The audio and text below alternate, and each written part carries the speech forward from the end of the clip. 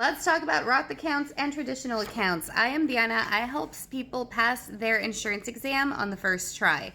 I have a program where we study. I have the PDFs, the downloads, the questions, the breakdowns that you need to really understand what you need to know to pass your insurance exam. Let's talk about a topic that confuses a lot of people, especially on the exam and even some agents just in general. I shared this on one of my other accounts. Feel free to check out my reposted material and follow me on there too. But let's talk about Roth accounts and traditional accounts and what constitutes as what for your exam and when is something taxed, when is something not taxed.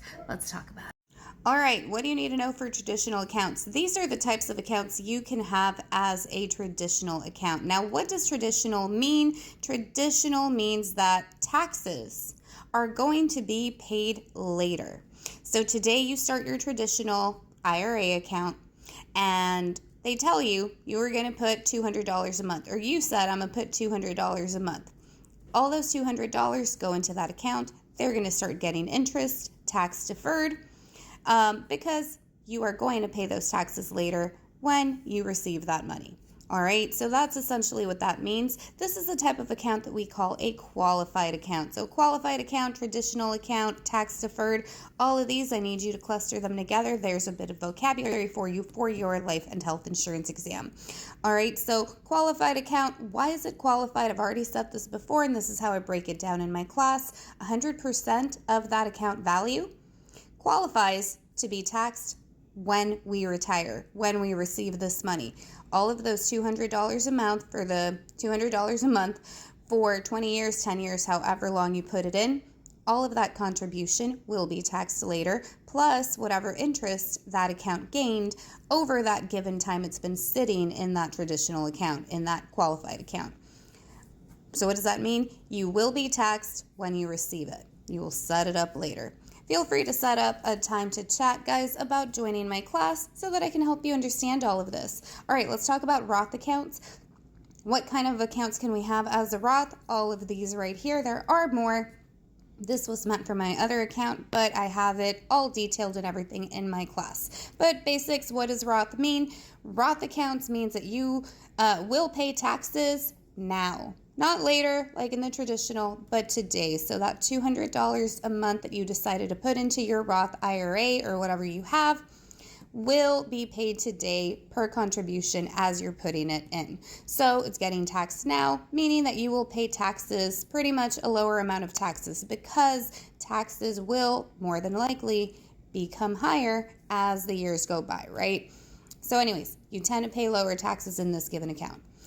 This is where we figure out what gets taxed when it comes to a Roth account. So contributions when you're putting your money in right now.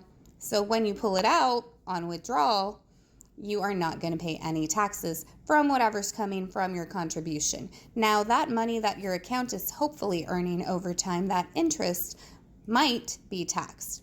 Why or when would it get taxed? Well, meaning that in a Roth account, only the interest is going to get taxed if this is the case. Now, there are two rules the customer is going to have to meet in order to not be taxed. So when it comes to tax-free retirement, we're talking about Roth accounts. If that account is 5 years old or older, and if that customer is 59 and a half when they decide to pull it out, if both of these things apply, they meet both of those rules, they will not pay taxes. This is truly tax-free retirement.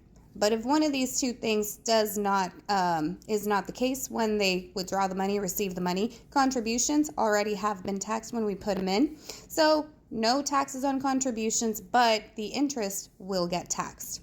So that is the breakdown, guys. These accounts are also a little bit more vocabulary, non-qualified. Why? Because not all of it, not qualified, non-qualified, not all of it qualifies to be taxed. All right, guys. So there you have it, a simple breakdown of traditional versus Roth accounts for your insurance exam.